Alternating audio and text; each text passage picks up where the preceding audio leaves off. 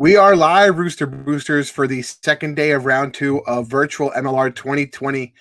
The first match we have is Canada, played by the Toronto Arrows versus Japan, played by the our boys down in Hotlanta, the ATLHoles. Let's see if Canada can go 2-0. I think we're going to have a cracker tonight. Canada versus Japan is always going to be a good match. And I'm just glad I'm here broadcasting with you guys. And can't wait. I've been loving the entire tournament. I know MLR had some technical difficulties yesterday. But as you guys know, MLR will have those unfortunate technical difficulties. There's nothing we can really do. We even struggle. We even struggle with our esports here with the MLR. So we'll see. We'll see how we do here. We're just waiting for the players to log on. For those of you who missed yesterday, we had two big games. Free Jacks lost to NOLA Gold.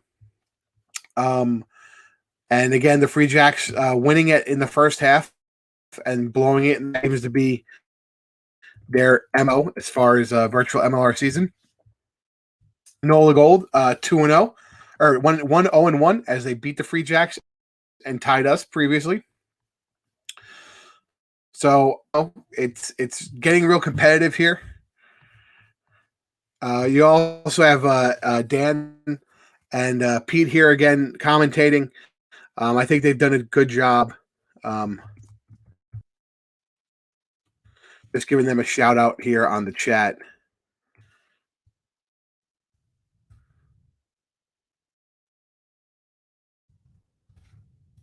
Just letting them know Rooster Boosters are in the house here.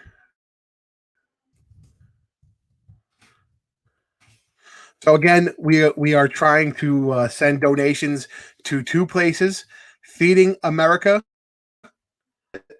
the Food Banks of Canada. The Feeding America and the Food Banks of Canada have set up special funds for people who are struggling in this time with COVID-19. So please donate. I think we're over 2,000 donations through these streams. I would love it to continue. And we have a kickoff soon.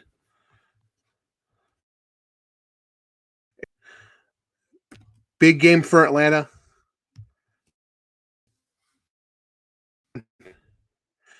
I wonder if there's going to be any changes because, Malcolm May did have actually changes yesterday, which he was one of the only guys to kind of customize his lineup. Actually, I think Tion Lutz did the same thing. So I think we're going to see more people changing the lineup, which, if you want to change the lineup and put in some Roosters on Team USA, I'll take that. That's always good. I think that'll definitely, if you want to do a line out and try and roll it into a mall and bring it on to the bring it through for a try. So, very excited.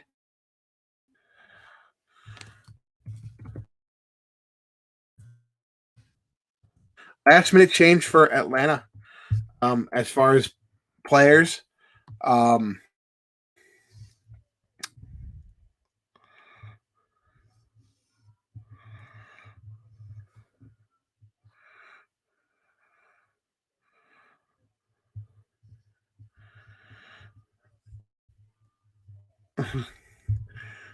It looks like Atlanta has got Dwayne Aholele, and Atlanta need to make a change, and now we have a new person playing.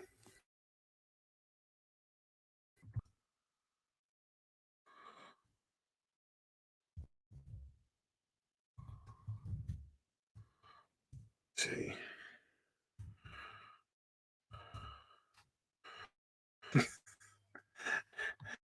Making fun of the ATLHoles. Very talkative there, guys. And you got Jamie McKenzie and Ben Lesage coming out here for Team Canada. Let's see if the Toronto can keep their winning streak alive here. They've been playing well.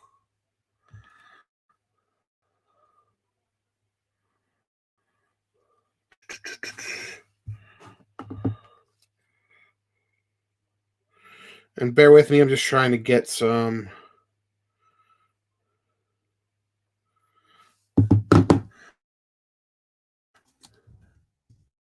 stuff up. These streams only stay for about a week, and then they come off the Facebook page. So please, please, please pick them up on YouTube. Check out all the other things we have, all the other old Rooster Booster time episodes, all the quick tap recaps we had through the very small, shortened MLR season we had. And 2 videos. You can find us at Rooney Supporters Club on YouTube.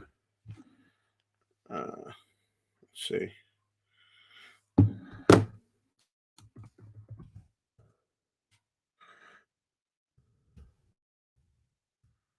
Round 2 is about to kick off. We have again Toronto Arrows versus the ATLHoles down in Hotlanta.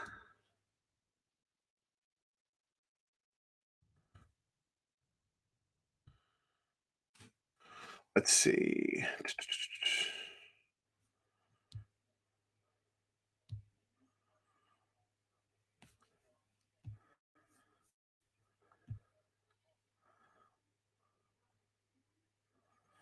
Okay.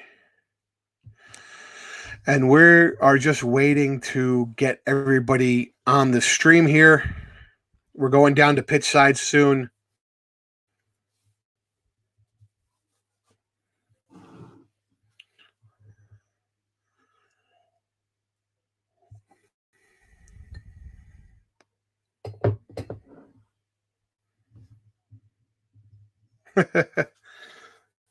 And apparently Ben Lesage is putting all the Toronto Arrows start Team Canada squad instead of going with the best overall.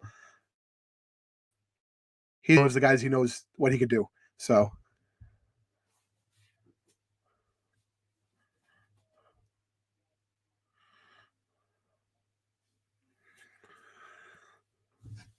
this is the delay. We're just waiting for the Toronto Arrows to put in their starting lineups. The lineups are now in. We are now loading, and we are just waiting.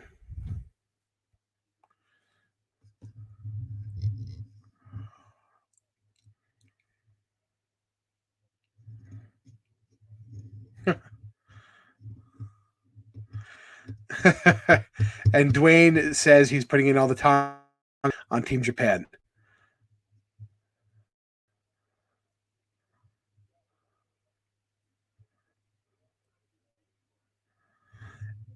ATL seems to have some coaching apparatus out.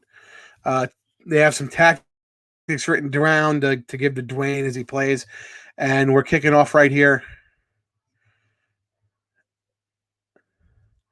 And Japan has kicked off to. Ooh.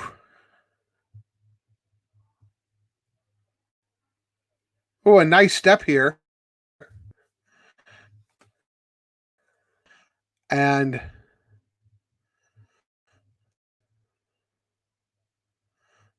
going out wide. Nice getting the ball. And Japan gets the ball out wide with a great start, bringing it out wide, getting the first try. So that's Japan 5, Canada 0. It's going to be a tough conversion. So we're going to see what's going on here. Let's see. A very tight angle on this. I doubt he's going to hit it. And it is up and not good.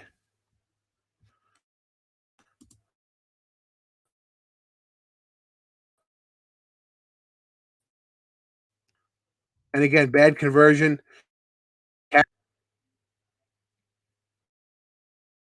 And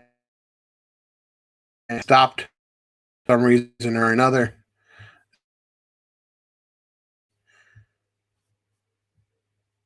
My connection. So Canada now has the ball. They're trying to bring it out wide, but Japan's line defense seems to be really good. Bringing it out to the short side, and Paris has a break, makes with his quick feet, but does get tackled just as he passes the 22. Canada now going backwards on the wrong side of the 22 now.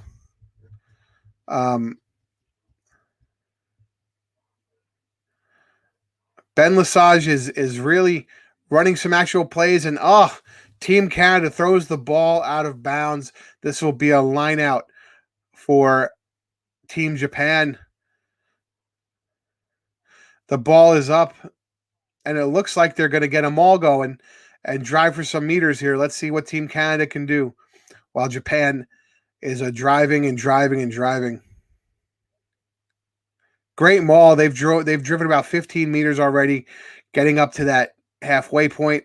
Then they take it out and get stuffed. Ooh, big old hit. Team Canada looks offsides, but to be quite honest, the referee again swallowing his whistle on that. And they actually did. They actually did call the offsides, and Japan has a choice. Looks like they're going to kick to touch, and the ball is up, and the ball just out to touch for the Japanese. Now they have their line out here. Let's see if they'll go with the driving maul like they did last time and gain a whole bunch of meters now. Inside the 22, you can hear the button mashing of the Canadians trying to stop this driving maul, which has pushed almost 15 meters.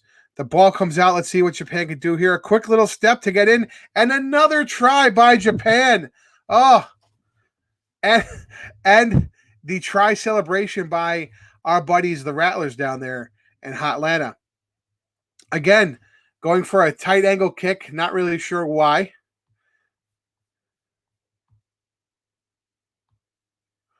The ball is up, and it is another missed conversion. These conversions might come back to bite them in the second half. ATL right now kicking some butt.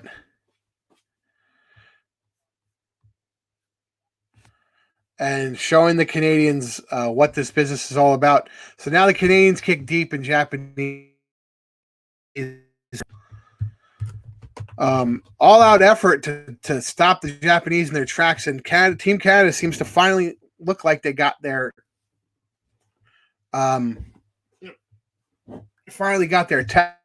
tackling down.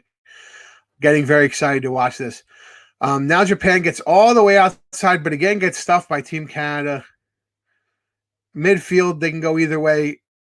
The Japanese go take a little step right around the Canadian defender. Little hop, skip, and a jump. They're 40 meters on that. Now a quick little pick and go to get it on the good side of the 22. And right now, Japan are just understanding that it's all about possession. And, high tackle off the feet. Surprised the referee hasn't called for an advantage here. Japan really picking and going, now getting it out, trying to get closer and closer to that 5-meter line. They bring the ball out wide. And not enough, man. Bring it back in for some reason. Get stuffed inside the 5. They had it. Fish play, but couldn't get over that. And all of a sudden, Japan gets a pick and go on the short side. And again, the sir calls for another try. Let's see if they can get a better conversion. Again, ATL going for these crazy angles. And in the later rounds, if they don't understand how it works, it might bite them in the butt. And he finally hits one. So that's 17-0. 17-0. Japan.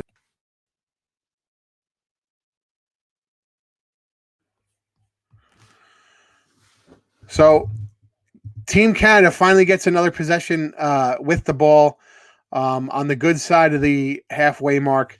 We're going to see if they can retain possession and get it out for a nice score. And it looks like they're going to have a quick line break here. And and Lesage ran out there to himself and break, but couldn't really bring home. Good attacking defense by the Japanese. Um, the ball is going a little too high for my taste as the passes come out wide. Paris making a little bit of a dipsy doodle move there to gain some meters and get on the correct side of the 22. Let's see if the ball can come out. And Lesage, again, getting the ball, but just can't get it to where he needs it. And here, Team Canada gets it now inside the 5-meter line. If they can bag this one in and get the conversion, it'll be a big score, bringing them within 2 tries. So this is a big one, and they're getting close. They're now at like the 1-meter line. It's a free ball. And did that go? Was that a knock? It looks like it's a knock on. A knock on in contact, and that's the half. So close for Team Canada, blowing it right there at the end of the half with a knock. We have a halftime score of Japan 17, Canada nothing. Team Canada was a better team in the second half in their first match against the Free Jacks, so I'm going to assume that when Lesage gets the ball, gets the controller in his hand, they're going to be a little more forceful on offense. But if Japan can retain possession again, like I've said it, stuffing it down your guys' throats. The name of this game is possession. If you can keep possession in this very small game, very short game, then you will essentially win. Again, so I want everybody, all of our Rooster Boosters, to get on the MLR and say, hey, you got to create real halves. You know, it should be a 10-minute and 10-minute half. I'm not saying you have to have 2 40-minute halves, but geez, this seems way too quick. I think they're on the 5-minute halves.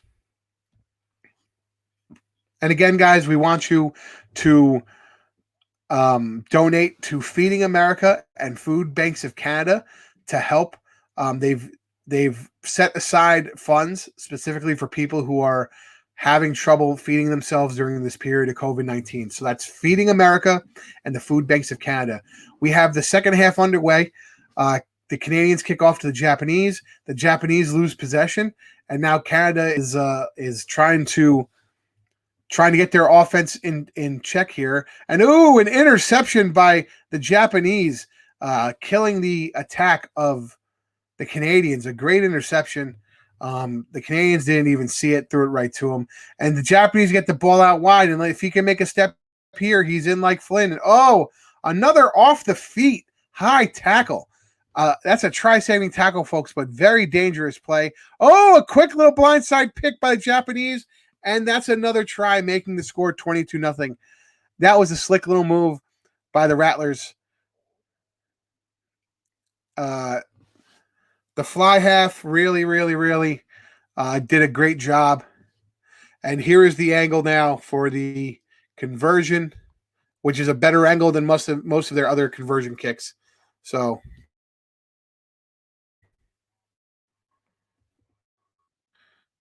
and he conversion.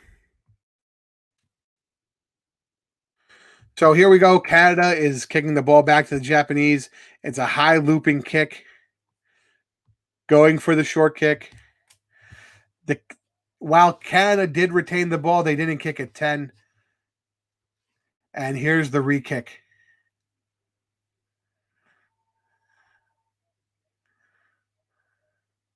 Here's the re-kick. That goes 10, and Canada retains possession. Let's see if they can get the ball out wide here. And again, the Japanese. Oh, my goodness. Another interception, another turnover for Team Canada, and another line break for Team Japan. Bringing it back inside, and this is gone. Interception and another try by the Japanese. The Japanese are now whipping our friends from the North, America's Hat, Team Canada, 27-0. The conversion is right in front of the sticks. Let's see conversion, considering it's right in front of the sticks. The ball is up. The ball is good. And now it is 29-0. Toronto is getting curb stomped, ladies and gentlemen. And here is another looping high kick that goes 10 meters. Japanese recover. And here come the Japanese running wide again. And, out into touch. It will be a line out for Team Canada. Team Canada has selected their 7-man line out. Here's the ball in the tunnel. Great play by Canada. And Canada is now going to try their own hand at driving them all. A tactic Japan used against them twice to score. Very effective more. It's taking a lot of time off the clock. And they desperately need to score quickly. Bringing the ball out and going wide and just getting meters. They really need a deep line break here. And really a mistake on the part of the Japanese team in tackling. So we'll see what we could do here. I think Japan's defense is just a little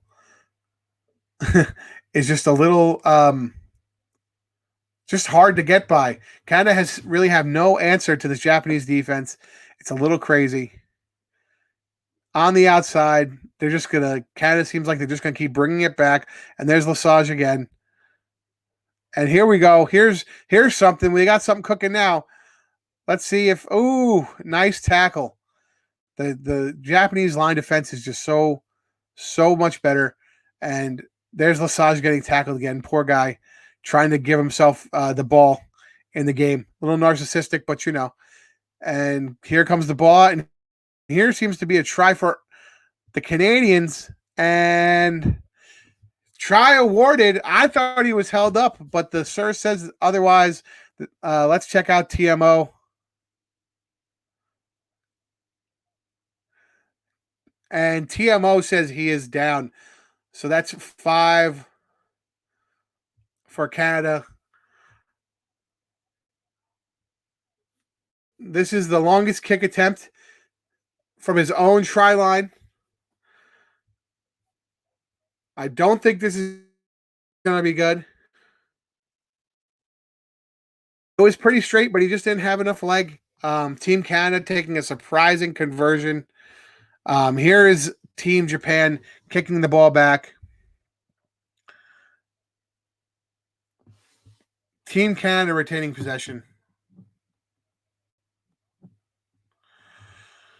Another interception by Team Japan. This is either the 3rd or 4th interception for them. Japanese putting up a defensive clinic. It's crazy. There's about 30 seconds left in this match. I don't think Canada is going to have enough offense to pull this off. And we have an offsides here. An offsides here by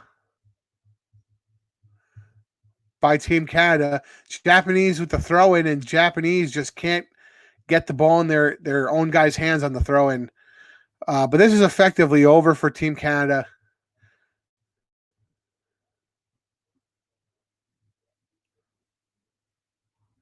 And they're just going to run. Looks like they're just going to run possession out, Team Canada, and try and get that one try, that one pity try.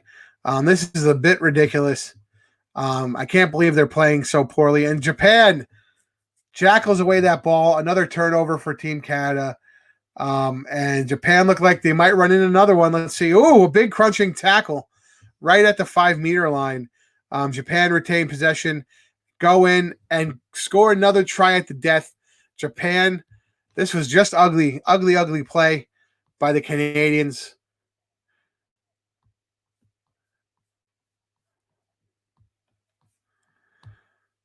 And Jamie McKenzie getting pretty much beat like a redheaded stepchild. Dwayne Ahulele missing a lot of conversions, and your final is 34-5. Japan, Canada, 34-5, full time. And to be honest, folks, Canada never had a shot. Can't believe what was going on, but they also didn't have a shot. So, while I'm not surprised that Team Canada lost because they were a team of two halves in the first match, I am surprised that Team Japan just had that much of an offensive push against the Canadians. And really what won the day was Team Japan's defense. They had 3 interceptions. They jackled the ball, I think, in 50% of the defensive breakdowns they went into, and their tackle percentage was just insane. I think they've completed all their tackles. I don't think they had one missed tackle throughout that whole match here. So, can't defense win championships, you know what I mean? So I'm not surprised. Again, possession and defense here is really what has been going on. So we're just waiting for the second match to start. And that second match, again, we have Uruguay played by Utah and Fiji played by the AGs in the second match. So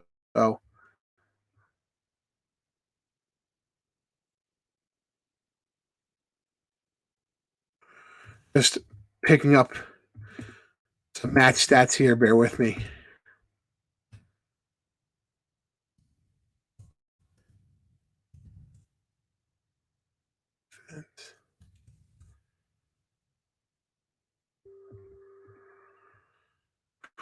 Receptions win the day. And then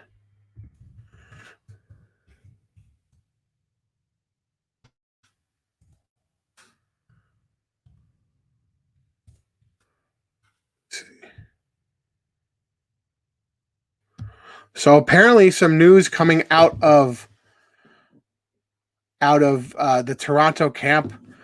Jamie McKenzie apparently was injured, did not get to practice, going out with a paper cut. It definitely, you could tell it affected his play in the second half. Canada did have the possession 3 or 4 times. I just couldn't do anything with it. It was crazy. So I think clearly the Toronto Arrows should have held him out of this competition. I mean, obviously he just wasn't ready to do it. It's as simple as that. If you don't have the right team sheet out, there's nothing you can do. You can't execute that way. So the last match that I saw, Fiji and Uruguay both played a great matches the last time they played. For those of you that remember, Fiji just dominated in their match with possession. Clearly, their offense was what won them that match in that first game. Their line breaks, their steps, their tackles, and then Uruguay coming in with a surprise win. They were another one that it was all about possession for Uruguay, and when Uruguay didn't have possession, their defense came up big. So the two big things again in this tournament is defense and possession. If you can hold them on the defensive end and score on all your possessions, you're going to win these very tight matches.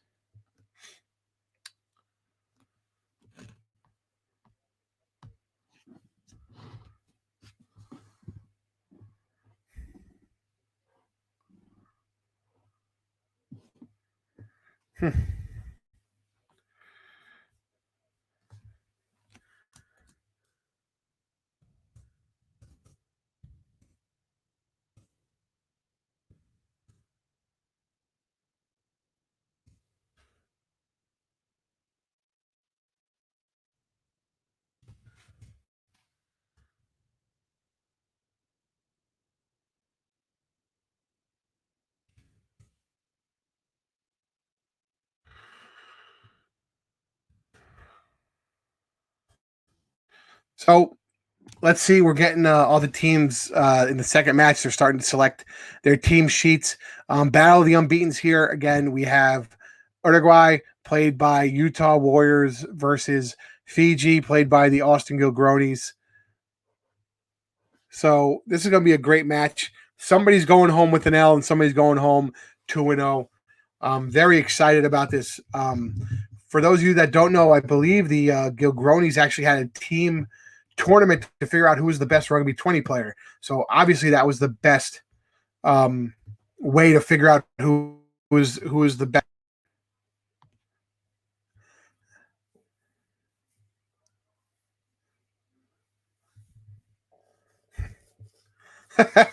Will in his 10-gallon hat and his Austin Gilgroni setup. Obviously he lost a bet of some kind because now he's on television in that getup. I wouldn't want to be photographed in it.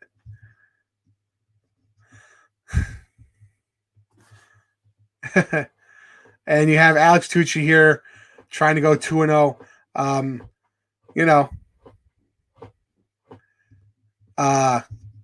He had a tough ACL reconstruction or a different type of knee surgery, so that put him out. But that did put him in to be the best Utah Warriors rugby 20 players in the long run in MLR 2020. Is complete with the 10-gallon hat, the ugly cream and all. Poor Will. Definitely lost a bet. Again, if you guys can go to Feeding America and Food Banks of Canada and please donate. Again, they have special funds specifically to help the victims of COVID-19 for all those people who are out of work and can't support themselves and need a meal. Feeding America, Food Banks of Canada, please donate. This is the whole point of having this competition. I believe overall we have $2,000 donated overall. So please, please, please donate what you can, help people out. It's one of those things that, if you pay it forward, I truly feel it'll come back to you. So please, please, please get your donations out there. Let's help some people in need. And right now, again, we're still in the middle of picking the team sheets. The big thing seemed to be in the first round and the first set of games in the second round is how fast are your wingers. Get the ball out to your wing has been the key to the offense. Although you have seen in this past match for Japan that when they got close, the pick and go and get it right into the tries to over the try line really worked well for them when they got down to the 5-meter line. I think that's something people overlook. That when you get that close, if you just pick and go, you can kind of find that crack. And if you're within 5 meters, it's almost an automatic try as long as you can dot it down.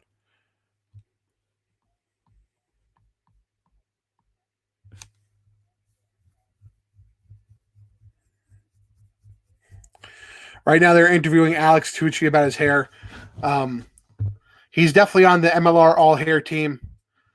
He uses a product called That's 10 when after he washes his hair naturally, he sprays it all over his hair when he gets out of the shower. And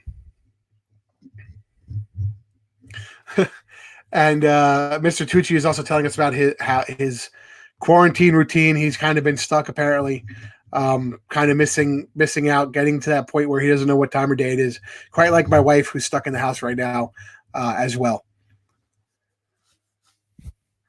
And here we go. We're going into this down to the pitch side into the stadium.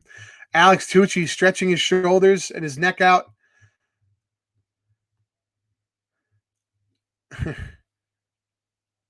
Will McGee wearing that rarely ugly, ill-fitting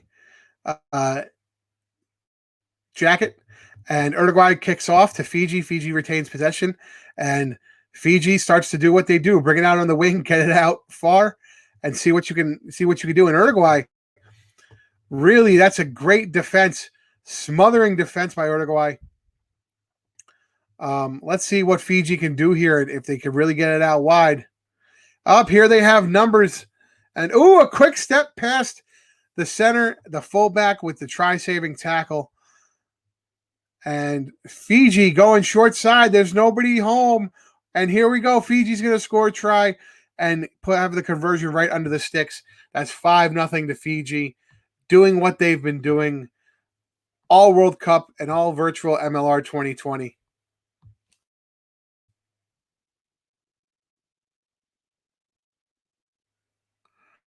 And Will McGee misses a conversion directly under the post. It was ridiculous how close he was to the post. I think there's still some controller issues guys are having, not realizing what you have to do. You have to kind of wait on the conversion for those of you who haven't played. Wait for it to get set up, then decide how far and where you want the conversion. So it is confusing. So we have a hands in the ruck penalty against Uruguay. Tap and go for Fiji. And Uruguay,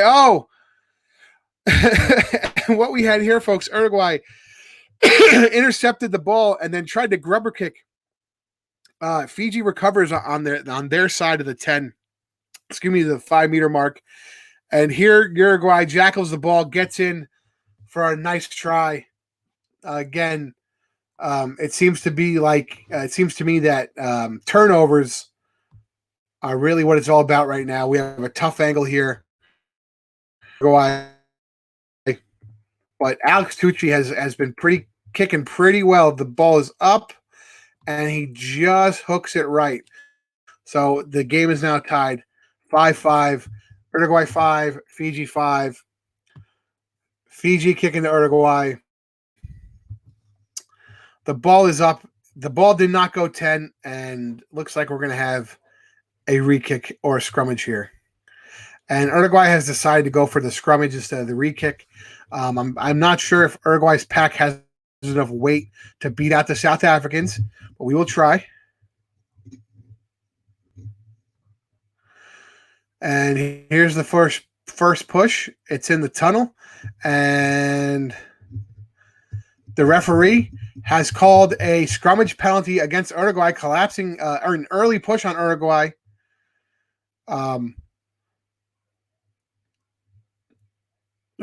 Sorry, folks, just watching.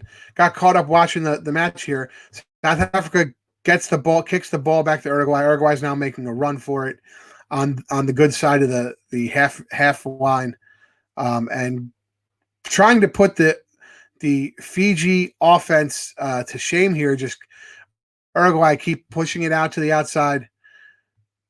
And there's a little break there, but he gets caught from behind. I think Fiji just has too much speed on the outside, and you're going to have to get a really clean break and some nice flat passes from Uruguay, and then that's how they'll really get through to get those breaks. I think these deep passes do not help them. I think that those deep passes where they're running up actually hinders their offense here.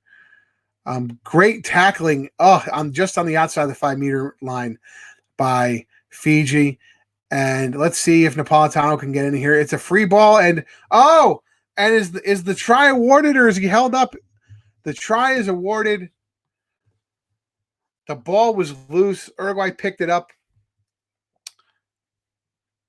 Then dotted the ball.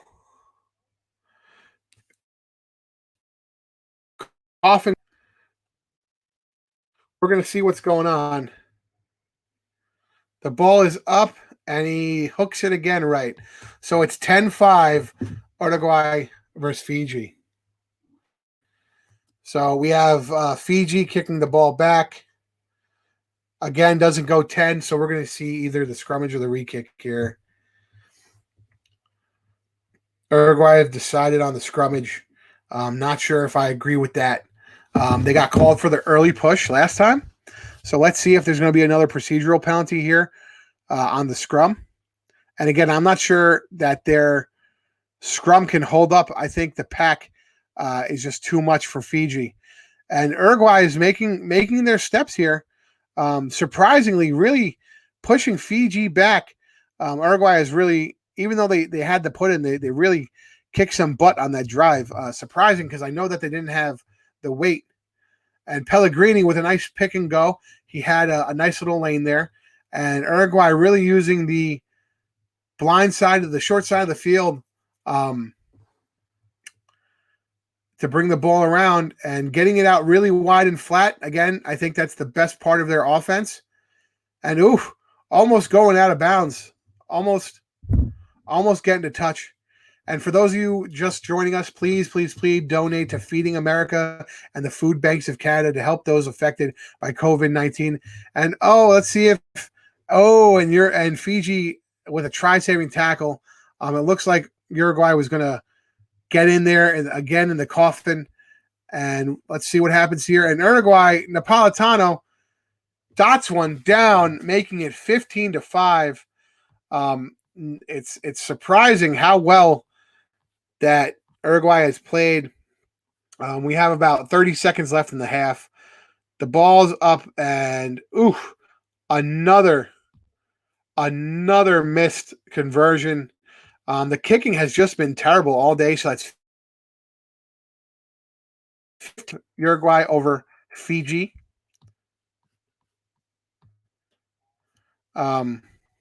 Fiji finally gets the ball on the restart kick.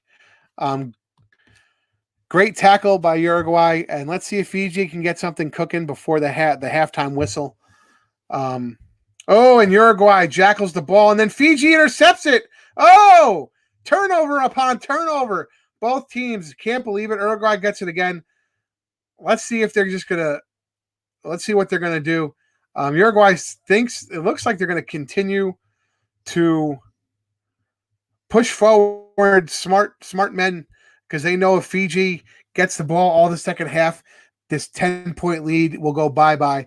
So I think, there's a loose ball here. Who's going to pick it up? Fiji picks it up. Oh, no. Great tackle by Uruguay with no time left. Let's see what Fiji's going to do. And Uruguay gets the ball back again. Fiji just terrible in the breakdown. Don't know what's going on here with Fiji in the breakdown. It's just been a terrible, terrible thing. And Fiji with the grubber kick. Fiji with the grubber kick directly to Uruguay. Uruguay then the grubber kick directly back to Fiji. And Fiji now looks like they're going to score if this fullback completely whiffs on the tackle, comes back and gets tackled just outside the 5-meter line. This is an exciting time, folks. Looks like Fiji's going to dot this one down to bring it within 5. Fiji getting it done at halftime. That's a big score, and this is going to be a big conversion. Let's see what happens here when he goes for this conversion.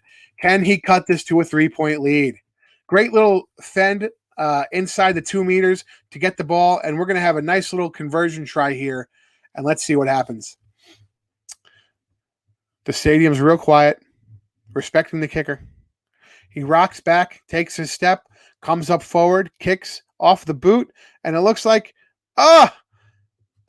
doesn't have the power and kind of slices it right.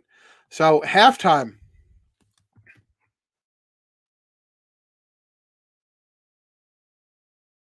After Uruguay 15, Fiji 10.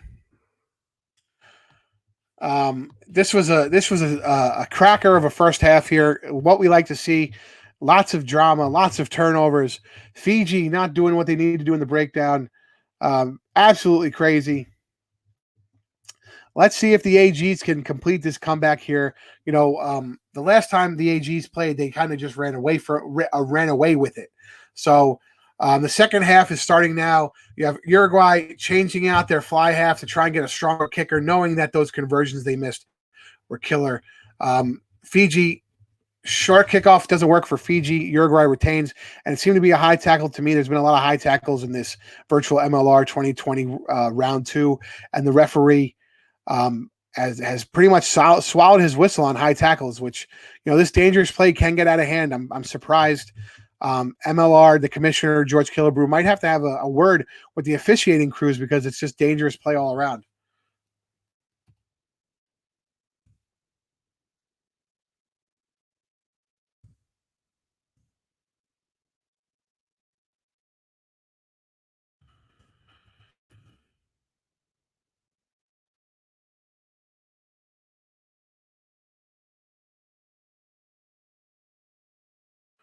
And Uruguay gets the big tackle. And Fiji gets the ball all the way and knocks the ball on. Can't believe it. So there's going to be a scrum right near the touchline.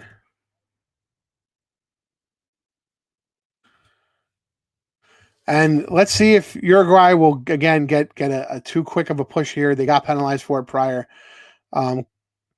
Again, and Uruguay is just surprising me at every step. Can't believe that the Fiji pretty much manhandled here in this. The ball's going to come out here for Uruguay. Nice little run. It looks like they have numbers. Let's see what they can do here. Back inside. The ball's kind of right at midfield there. And Finucci has a nice little run there. Again, I think these deep passes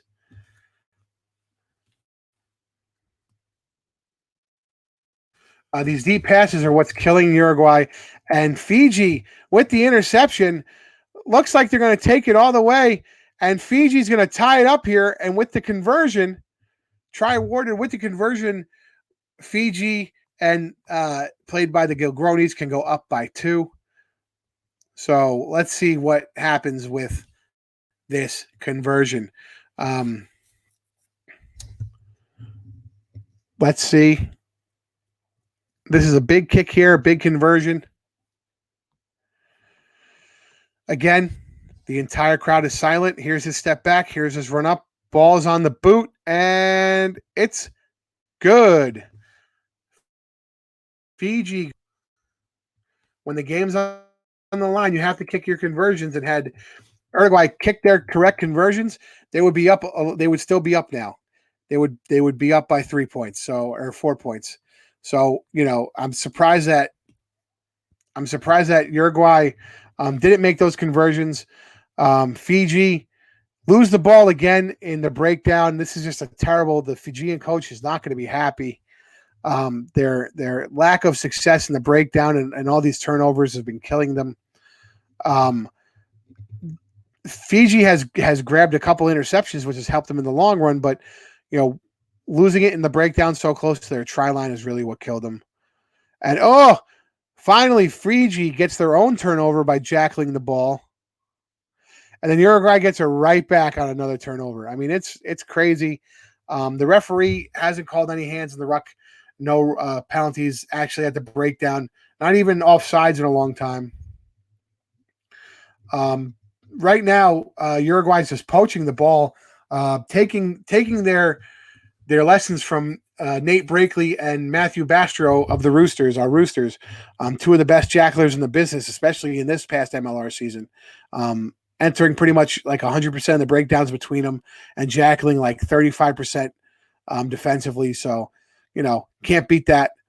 We have about 40 seconds left in this match here, and Uruguay desperately needs to score. Ooh, with a little dipsy doodle there. And again, I think Uruguay lost the ball. Oh, let's see if, and then Uruguay gets the ball right back. It's amazing how quickly the Fijians jackal a ball and then lose it immediately after the next breakdown. And then something like this happens where Uruguay then throws another interception. Fiji now has the ball. Ball comes out to Fiji. All Fiji needs to do is not lose possession of this ball, and they will be 2-0. Nice tackle by Uruguay. And hands in the ruck penalty by Uruguay. And if I was Fiji, I'd quick tap this and go, to be quite honest. And they go for the quick tap. The ball gets knocked on. It looks like a knock on to me. Oh, it gets passed out of bounds to end it in full time. Fiji 17, Uruguay 15. Can't believe it. That was a cracker of a match, ladies and gentlemen. Lots of turnovers, lots of fun play. Will McGee in that ridiculously ill-fitting suit with that stupid 10-gallon hat and that ridiculously ugly bolo tie pulls it out for the Fijians and the Austin Gilgronis, who are now 2-0, and Mr. Tucci playing as Uruguay going 1-1. It was just a turnover battle. Who won the turnover battle was going to win. So again, the first match, Canada loses to Japan 34-5 in a spanking. Defense wins the day, and interceptions win the day in that one for Japan. And this one, Uruguay loses to Fiji 17-15, and that was really just a turnover fest of major proportions. Both coaches are going to make these guys run lots of mistakes. It was an exciting game, but it was still an ugly game. I really appreciate you guys watching. Again, if you want to see any of the older Rooster Time episodes, follow us, Rooney Supporters Club on YouTube. Please subscribe. Also, please donate to Feeding America and Food Banks of Canada to help those who can't feed themselves in this current crisis due to COVID. They have special funds for those people affected by COVID. Love commentating for you guys. Been great round 2 so far. We are playing tomorrow. We're playing the Glory Holes tomorrow. I'm not sure which Rooster will be representing us. I think Connor Wallace-Sims might have gotten fired. I guess we'll have to see tomorrow. I'll see you guys tomorrow because we'll be back in action then. Talk to you later, guys.